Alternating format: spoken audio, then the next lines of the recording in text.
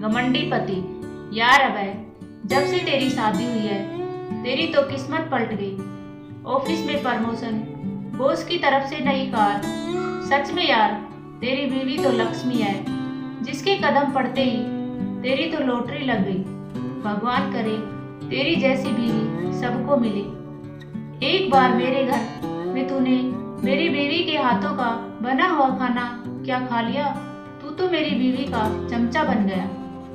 अरे, दिन रात पसीना बहाकर ऑफिस में मेहनत करता हूँ। मेरी पत्नी नहीं, मेरी तरक्की मैंने अपनी दम पर की है।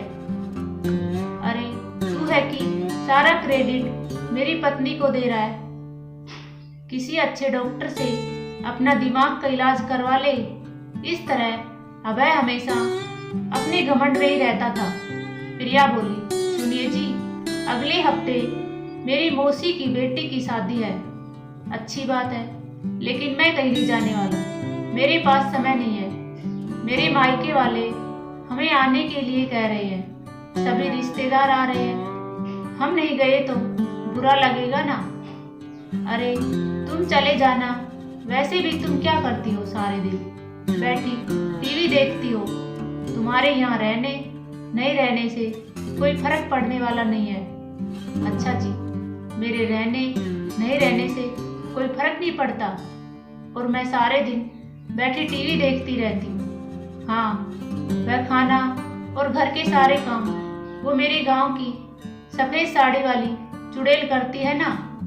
मैं अगर एक दिन यहाँ न रहूं तो पता नहीं तुम्हारे और इस घर का क्या होगा। अभय हंसने लगता है।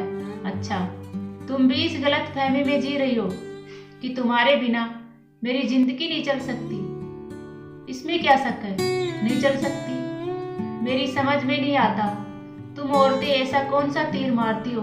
4 रोटियां बना दी, घर में झाड़ू लगा दी, बस। कितने ऐसे काम हैं जो हमें ही करने होते हैं। अब ये सब काम मैं घर में एक काम वाली बाई से भी करवा सकता हूँ, समझी? घर पैसों से चलता है। पैसा फेंको, तमाशा देखो। अपने पति की नजर में अपनी ये इज्जत देख प्रिया को बड़ा बुरा लगता है और वो रोती हुई अपनी सास के पास चली जाती है। अरे बेटी, इस नालायक की बातों का बुरा मत माना कर। तू फिक्र मत कर। उसे रास्ते पे लाने का मेरे पास एक बेहद बढ़िया उपाय है। तू ना कुछ दिनों के लिए अपने मायके चली जा, फिर देख तमाशा। और वैसा ही होता है। प्रिया अपने मायके चली जाती है। अगले दिन, अच्छा तो महारानी मायके चली गई। अच्छा हुआ, घर से मुसीबत टली। प्रिया तो सोच रही होगी कि उसके बिना ये घर नहीं चलेगा। मैं बहुत पैसे कमाता हूँ। घर के काम करने के लिए आज ही किसी काम वाली बाई को रख लेता हूँ। अबे, एक काम वाली बाई रख लेता है। कुछ दिनों के बाद, अरे शांता बाई, आज सब्जी में नमक थोड़ा ज्यादा लग रहा है और पराठे भी ठीक से नहीं बने। बस फिर क्या था? इतना सुनते ही शांता बाई चिढ़ जाती है। देखो साहब, बेकार के नखरे मत दिखाना। मेरा दिमाग खराब नहीं करने का। जैसा खाना है चुपचाप खा लो। मेरे पास टाइम नहीं है। मुझे दूसरों के घर में भी काम करने को जाना है। शांता बाई के तेवर देख अभय की आंखें फटी की फटी रह जाती हैं। लेकिन ये तुम क्या बोल रही हो? आखिर मैं तुम्हें पैसे देता हूँ, कम से कम खाना तो अच्छा बनाया करो। मैं तो ऐसा ही खाना बनाती है। अगर आपको पसंद नहीं है तो मैं कल से नहीं आऊंगी। मेरे काम की कमी नहीं है, समझे? साहब, चलती हूँ। अगले दिन, अरे ये क्या माँ, तुमने मेरी शर्ट प्रेस नहीं की। मुझे ऑफिस जाना है। अरे नालायक, इस बुढ़ापे में मेरे हाथ पैर नहीं चलते और तू मुझसे अपनी शर्ट प्रेस करवाएगा? अबे, वही शर्ट पहनकर ऑफिस चला जाता है। मीटिंग में बैठे सब लोग उसे देख हंसने लगते हैं। अरे, ये तुमने किस तरह के कपड़े पहन रखे हैं?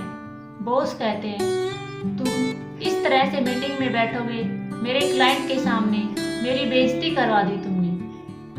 सर मेरी बात तो सुनो। मुझे कुछ नहीं सुनना। आजकल तुम ऑफिस वर्क भी सही से नहीं देख रहे हो और काम भी ठीक से नहीं करते। और आज तो तुमने क्लाइंट के सामने मेरी बेइज्जती करवा दी। तुम्हारी वजह से पिछला ऑर्डर भी हमारे हाथ से निकल गया। अब तुम भी यहाँ से निकल जाओ। और हाँ, वो कार की चाबी भी मुझे देते जाओ। कल से तुम वापस सेल्समैन के काम पर लग जाओ।